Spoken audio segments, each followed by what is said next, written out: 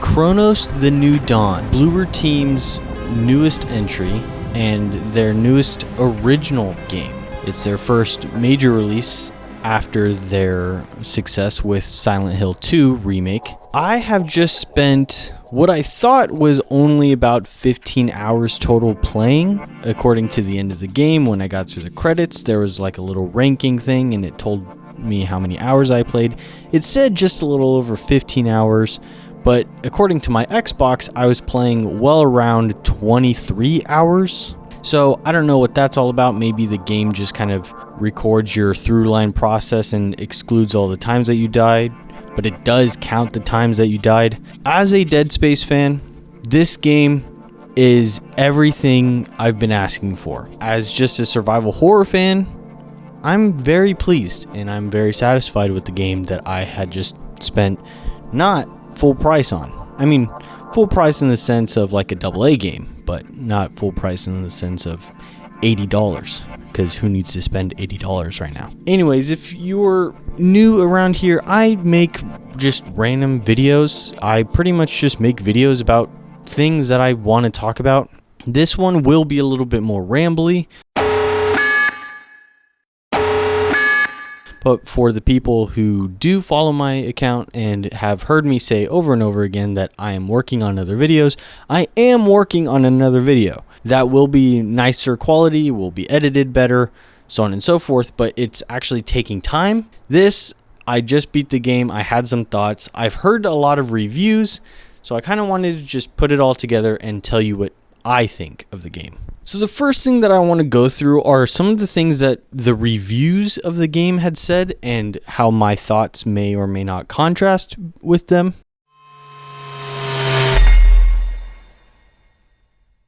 The first thing that I really want to get out of the way though, and I only bring this up because more than one professional reviewer brought this up. Apparently a lot of people had an issue with the fact that the main character of this game wears a helmet throughout the entirety of the game. From the time you start till the time that the credits roll, the character never removes their helmet and you never see their face. Her face specifically. A lot of these reviewers and critics described this as cartoonish and took them out of the emotional scenes and stuff. Have you ever heard of Master Chief before? How about Isaac in the first Dead Space game? Sure, he had his helmet off for like the intro credits and like the actual ending cutscene of the game, but he never talks, and throughout the entirety of the time that you're controlling Isaac, he never takes his helmet off in the first game. I don't know. And there's even more characters to go down a list of.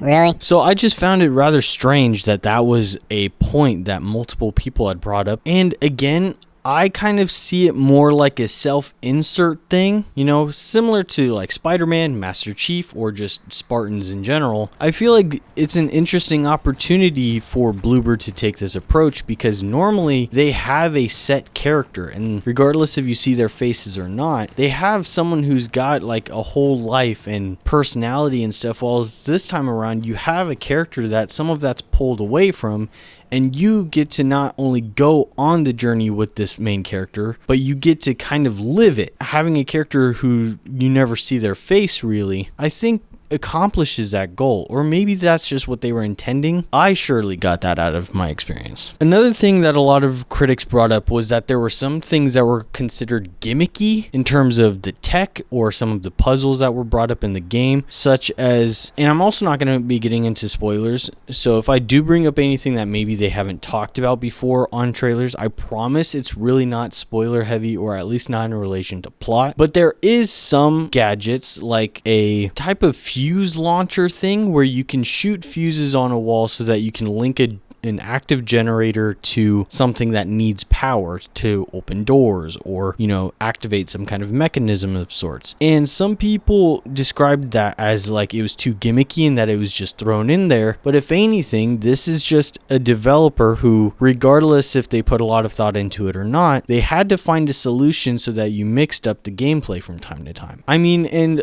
there is the other thing that we have seen in a lot of the trailers and the Bloober team talked about pretty frequently in their own interviews and stuff, is there's the oddities situation where you'll see a time oddity or kind of like this black hole looking thing, and you get a piece of equipment so that you can interact with it, changing the environment, whether it's you step on a platform and it elevates you because like that platform's reconstructing itself, some part of concrete that's shattered and you can reconstruct so that it acts as a bridge. I still think it fits, especially looking at the environment where most of everything is floating up in the air anyway. I would say there are a couple things that I wouldn't call gimmicky, but are rather they were overthought by the team or overlooked by the players. Regardless, didn't end up really needing much, and the only one that really comes to mind, there is a particular gadget that you get very early on in the game. I can't think of the name of it, but I'll maybe put a name or a picture of it up on the screen. But it's essentially a gadget that goes on the side of your weapon. Whenever you're aiming at an enemy, the color indication will tell you the lifespan or the health status of that enemy that you're aiming at. On paper, that seems really interesting because it's kind of a way to substitute a health bar without throwing too much on like your HUD or your screen or whatever. I don't think I ever used it. Even when I first got it and they were like introducing the thing, I still think I forgot about it almost immediately. I didn't even remember that the thing existed until just the other day. I did a Twitch stream going through the art book and soundtrack that comes with the digital deluxe version of the game on Twitch, which I stream on Twitch now. Not all the time, but that's not the point. But I was going through some of the Traveler's Tech and came across this specific item, and that's when I remembered this thing existed. And again, whether it's something that was maybe just overthought by the team, like maybe they thought it would be useful, players didn't find it useful, or maybe just it was something that was useful and players like myself just forgot about it. Other than things like that, I don't really think nothing felt gimmicky, at least in my opinion. With reviews to the side, I do have some just thoughts of my own. And again, I'm not going to go into spoilers, but the first thing that comes to mind immediately is that the story was not bad. I would say it was pretty good for it being, what Bloober has been known to put together before. Not that they're bad at writing, but this one was just particularly interesting this time around. The only thing I would contradict that with is that the ending felt really rushed, and I did kind of get not lost in the sense that I got confused, but something about the dialogue and just how the ending was executed pulled me out of it a little bit. But from my understanding, there is like a true ending when you play New Game Plus, so I intend to do that like right after this. And kind of along the lines of the ending, or in relation to the ending, is that the dialogue in general with the main character, the Traveler, was pretty good. I mean, nothing groundbreaking, but it wasn't bad by any means. Sometimes in like the more emotional sequences, the two things that really kind of got to me were that one, the dialogue at times just felt really weird or maybe even dragged out, and it felt strange at times, or maybe even a little unnecessary. And then obviously, because this game's made in Unreal Engine 5, everything looks great, but when you get to the human characters who aren't wearing helmets or weird suits, they're kind of bordering that meta-human look that's kind of been really frowned upon, at least in my opinion. Something about the performance capture is just not there yet with Unreal Engine 5, unless you're like one of the really higher studios that have the tech and the time to utilize that. But to quickly go through some of the things that I just like right off the top of my head before I move on to the next section here, is that this game was pretty well known and it was pretty well known to and understood by all that this was going to play a lot like Resident Evil or Dead Space or Silent Hill in some regards. And that's fine. This game wears all of its inspirations on its sleeve perfectly, and in a way that doesn't make it feel cheap. It feels like they know where they came from and they know what to do with the material to make something new and original, which they did. Sorry, my phone's going off. Again, with the similarities that Chronos has to 12 Monkeys, or that the gameplay does have to Dead Space, so on and so forth, it still finds the right things pulled from all its inspirations to make something new. And it feels new, which I think is the most important part. Speaking of Dead Space and playing this game as a Dead Space fan, I would highly recommend it. I mean, for anyone who loved the original 2 Dead Space games, we're not going to talk about 3, and even the remake of Dead Space, this game just scratches that itch and more. I mean, you even have the stomp, and there's other similar mechanics, and even the 0G that makes it feel a little bit like the first Dead Space game. What changes this time around is that the Traveler is much heavier than Isaac is in his suit, and so she moves much slower, and when you're in combat, you meet, unless you find a particular perk, you move even slower when you're aiming your gun, so you don't have the options that even Isaac has at times.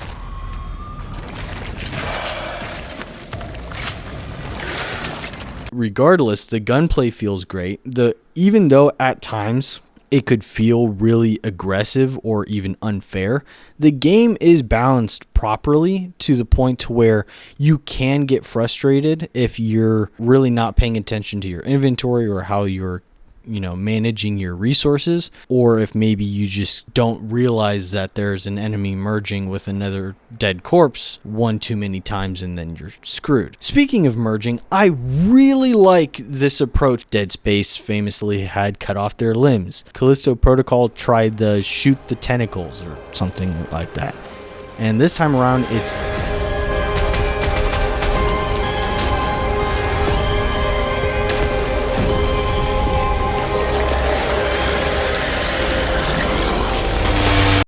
it's not just like a gimmick. They will start to merge with each other and evolve, and they'll get stronger. If it happens once, yeah, it makes them a little tougher, but if one enemy merges twice, you're pretty much screwed going forward. I mean, you still can take them down, but it will be a pain. So if you go in playing this game, the 2 things I can warn you about is that 1, be prepared. It does not hold back, and 2, don't let them merge more than once, or if at all.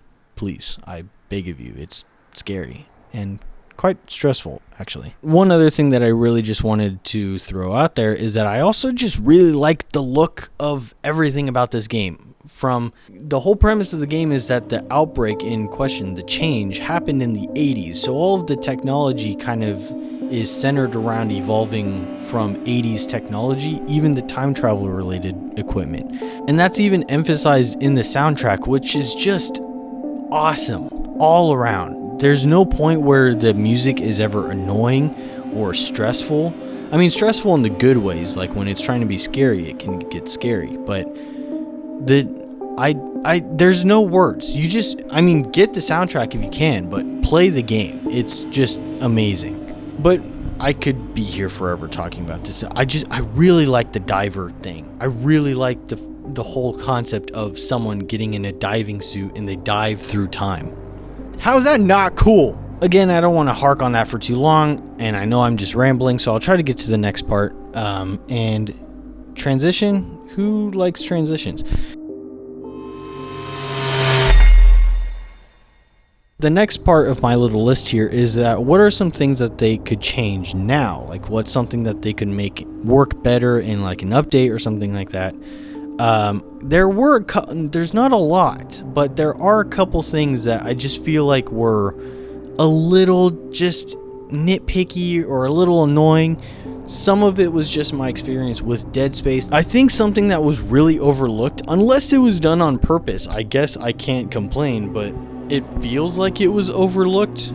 Regardless, it's just frustrating, is that ammo. For a little bit of a comparison to Dead Space, is that in Dead Space, so you have your 4 inventory slots that are like quick selects on your D-pad. You'll have 4 different weapons in your inventory. Okay, it's pretty simple.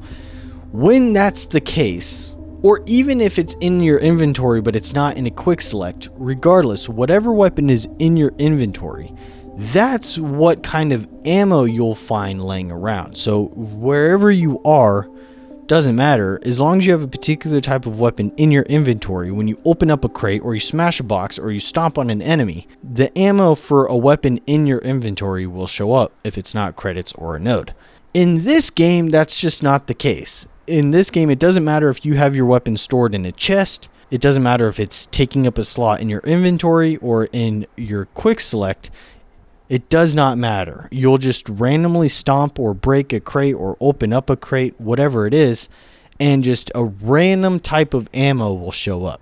I was trying all the different weapons as I was introduced to them, but there was only 2 that I really enjoyed playing with. Well, not that I didn't enjoy playing with the others, but I just really latched on to the fact that, I really liked the pistol and I really liked the shotgun. And also you have to take in consideration you don't get a lot of inventory space, and these weapons take up an entire inventory slot. So I just really upgraded 2 weapons and I stuck with those 2. Regardless, I would be picking up ammo for other weapons that weren't even in my inventory. That's frustrating. If you're in a bind and, maybe you run out of ammo during a boss fight or something and you start smashing crates or shooting at enemies, you'll just start picking up ammo that for a weapon that you're not carrying, and that's really annoying. And if that is on purpose, then Bluebird team, it's kind of if it's not on purpose, then please make that an update change. That would just be remarkably helpful, because I understand you guys put a lot of time into the weapons and, it takes a lot of manpower and hours to make sure that they function properly and that they work for the game. Chances are people aren't going to be using all of them all the time. So maybe work on that a little bit, maybe, please. So it turns out that was the only thing that I had written down for an update. And I think that's pretty much the case. I don't really have any problems, like I said earlier, with the balancing issue of the game. Sure, it can get overwhelming and it can feel like it's unfair, but I promise you, you don't even have to go back to a previous load.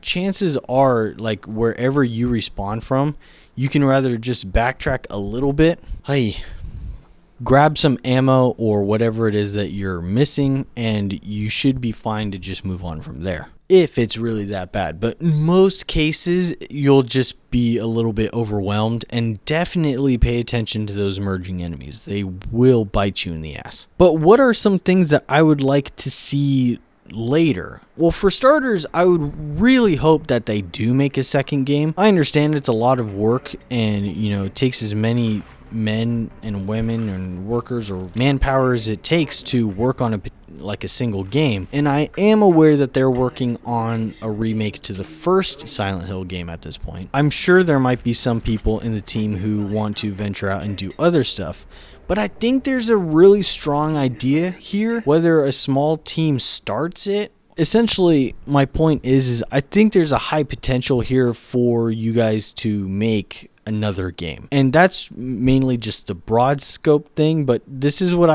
are just some things I would like to see later as time goes on, with hopefully another game. More skins. I mean, that's probably something that could be an update now. I guess this is something I would like to see with this game in a potential update, or potentially in another game. More skins. Are the 2 deluxe edition skins that you get, and there is a pre-order skin, but they're kind of just slightly different colors, and then one of them is they do the whole thing where it's like muddied up. I've always thought that was kind of a lame type of skin. Even Dead Space, when they do it, I don't really care for the guts covered character, because you already get blood and guts thrown on you anyway when you're playing the game. So it's like, give me something different. And there is, again, no spoilers, there is one other skin that you unlock when you beat the game. I want to see more, whether it's like something you do in the game and you have potentials to like pick up skins, or you can do a little interesting puzzle thing to unlock a secret skin,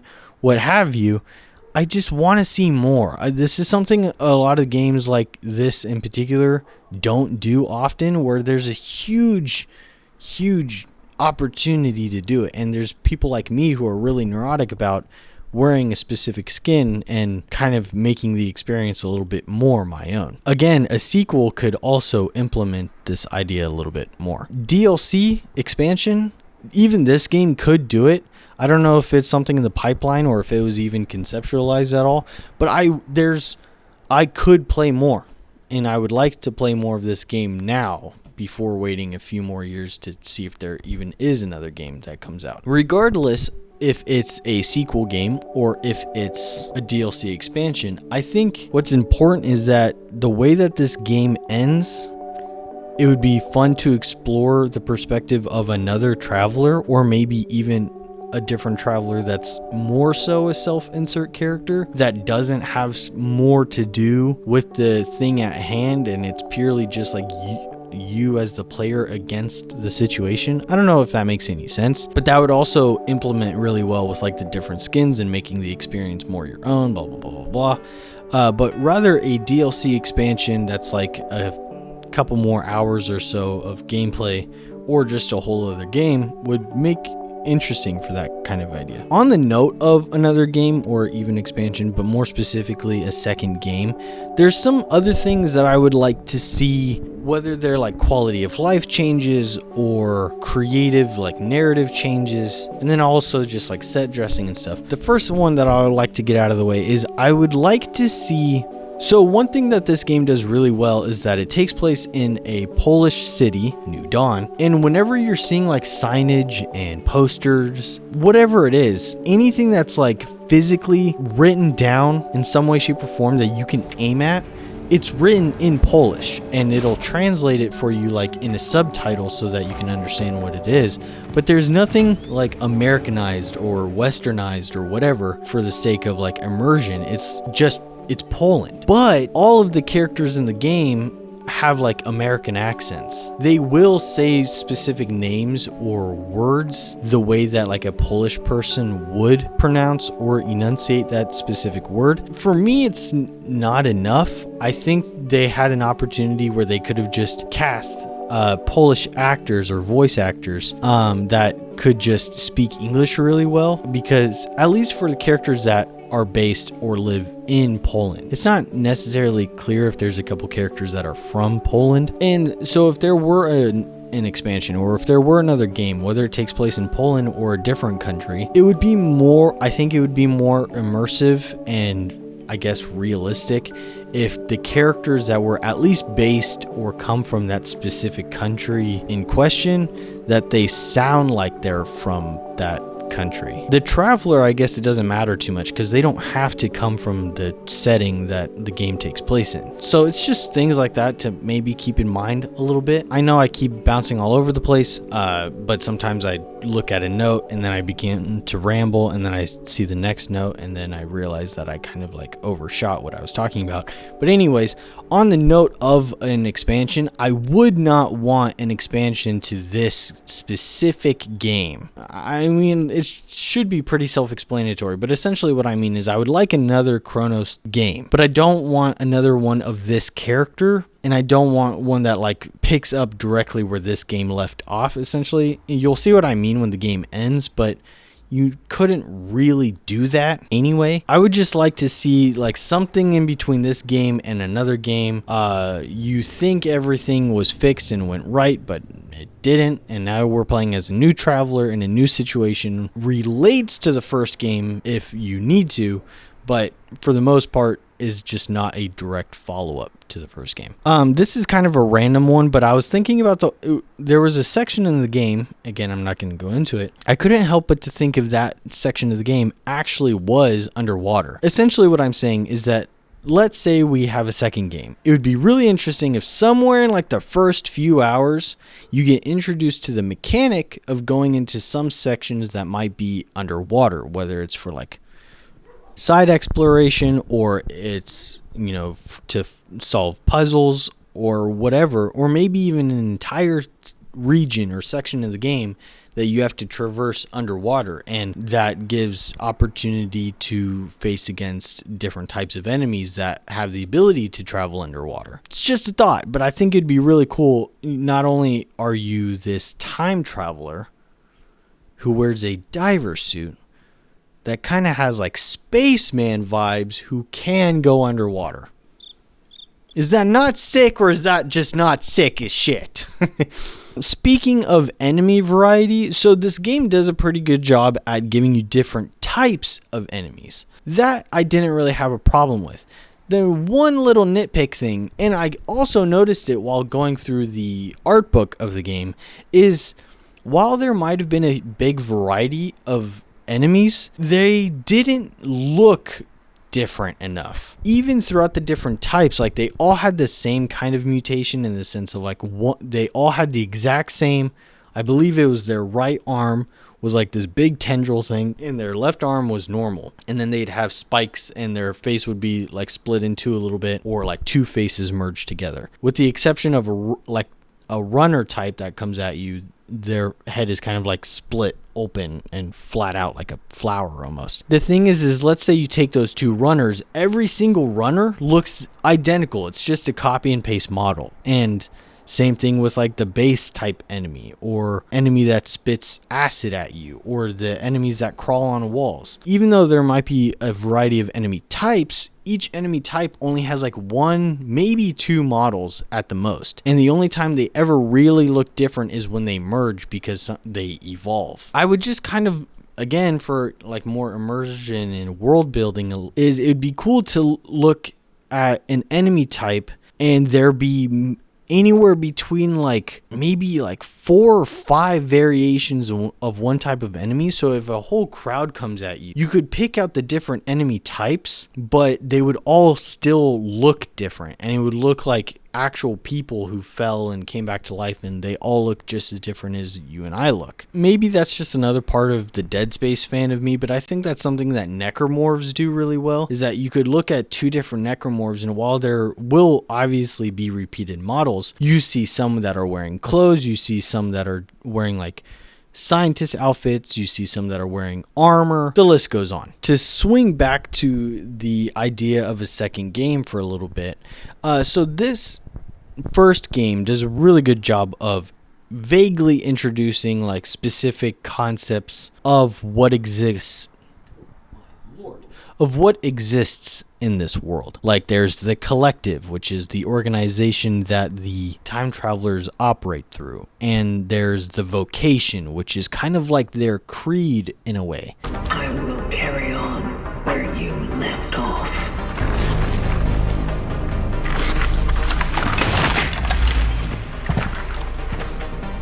The vocation continues.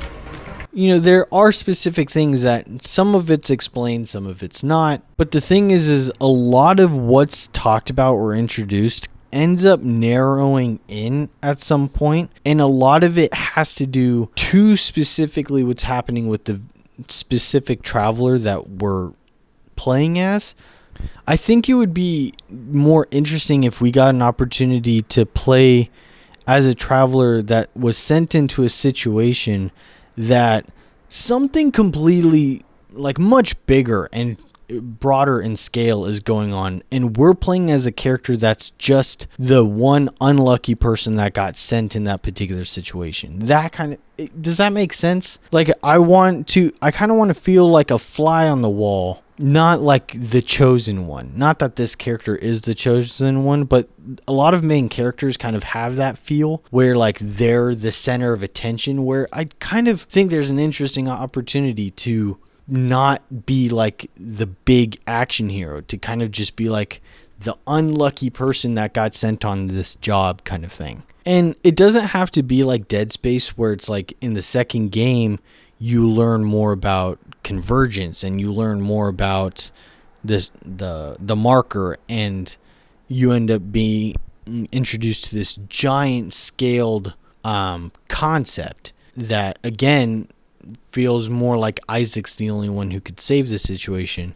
It doesn't have to be like that. I'm just talking about like the ratio between the character and the situation that they're in, how it could be something that's introduced but built upon later. Also, I don't really care or want to know what the collective is. This game kind of gives you an answer, but I kind of want more. And again, I don't want like a finite answer of what the collective is or being shown the quote unquote collective. But it would be kind of cool to see more of the technology that not just the Traveler works with, but what the collective as a whole kind of operates with. Like, it would be cool to see a Traveler get into they call it a sarcophagus, but it's a diving pod. Like, getting into the diving pod, going through the whole sequence of actually time traveling, that kind of thing. So we get a glimpse, but we don't get any finite answers. And then lastly, the one thing that I would critique and ask to be added in is just that dialogue was paid attention to a little bit more, so that when you have emotional scenes, it feels more organic and it feels like what people would actually say. Because there were some times in this game where the dialogue in emotional scenes just felt really weird and dragged out. And I know I said that before, but working on the next game, I think there needs to be rather a different writer, or just there needs to be like a draft or two of specific scenes and more emotionally driven scenes. And I know this isn't really Bloober Team's fault, but something we got to do something about the whole metahuman thing. Performance capture with metahumans just looks weird. I've seen some people pull it off really well, and sometimes they use different like handmade models or whatever that just make the game look completely different. But going into the whole metahuman performance capture thing just looks cheap, and it really pulls me out of any emotion that some characters are trying to convey. I'll just say it right now. There's the guy from the trailers that you see a lot that's wearing like a ball cap and like a denim vest and stuff. I won't say about what happens in the scene, but there is a scene where like his eyes go in two different directions, and I don't think they intended that. I think that was just poor metahuman performance capture crap, because they were trying to make him seem more sincere and aggravated, but he kind of just looked like a crazy person. And my screen went black again. All in all, with all of that being said, the game was still great. Game Informer gave it a 7.7 out of 10, I think. IGN gave it an 8 out of 10, I believe. I would honestly give it a strong 9 out of 10, because the small things that I have nitpicked about or said that might have pulled me out of the experience a little bit were not enough to deter my overall experience with the gameplay itself or the things that I really liked about the game. As a survival horror fan, yes, play this game. As a Dead Space fan, what are you waiting for? This is the closest thing to a Dead Space sequel we're going to get. Because as much as it aches me to say, there will not be a remake of Dead Space 2 or the subsequent games that we were asking for. So if you want something new, and now that we're creeping up on Halloween, play CRONOS: The New Dawn. I can't stress that enough. And Bloober Team, if there's any way I can be involved or even play an early version of the second CRONOS, because there's going to be a second CRONOS, right? There's going to be a second game. There's going to be a second game, right? Anyways, but yes, I strongly recommend this game. And if you're an art nut, or if you're really into music at all, I would even recommend getting the art book and soundtrack. That's another thing before we wrap this up. Performance. I'm very well aware that because this is an Unreal Engine 5 game, that this game has problems. As someone who has a PC and who has a PlayStation and who has an Xbox, play this game on Xbox or PlayStation 5 Pro if you have it. It plays well on PlayStation 5, but if you're someone who's into Digital Digest, it has fewer frame or more frequent frame drops. Don't play it on Series S. While that might be more approachable for people who are like into quality and stuff like that, you won't get some of the textures rendered and stuff like that. Or if you're someone who just wants for the story, you can still play it on Series S. Don't play it on PC. Even if you have a really high-end PC, chances are you're gonna have a problem. Not that I have anything against PC players, but for this game specifically, and for how much I loved my experience with this game, I want to share that experience with you in any way that I can. And if you haven't played this game, And if you have an Xbox or if you have a PlayStation, just do it that way.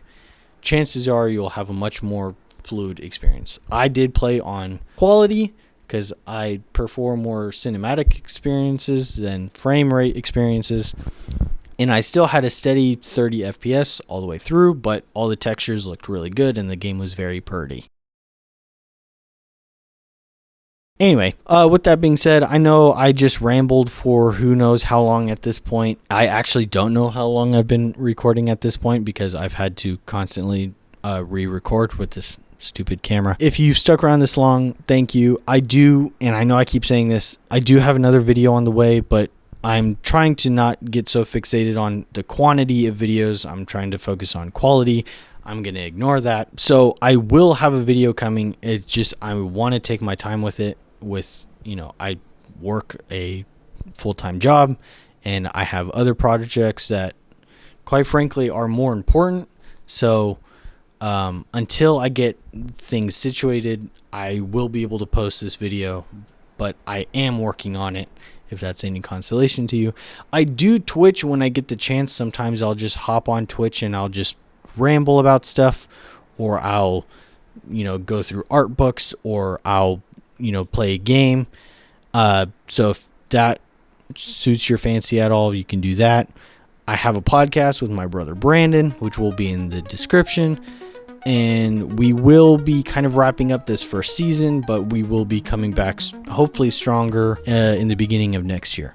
So with all of that being said, I hope you had a beautiful day, night, week, whenever you're watching this. And to all my two-legged, four-legged, and six-legged friends. Two-legged, four-legged, and six-legged friends. I don't know why I can't get that. I can't speak in this video for some reason. Yeah, I know you're out there. I will see you later.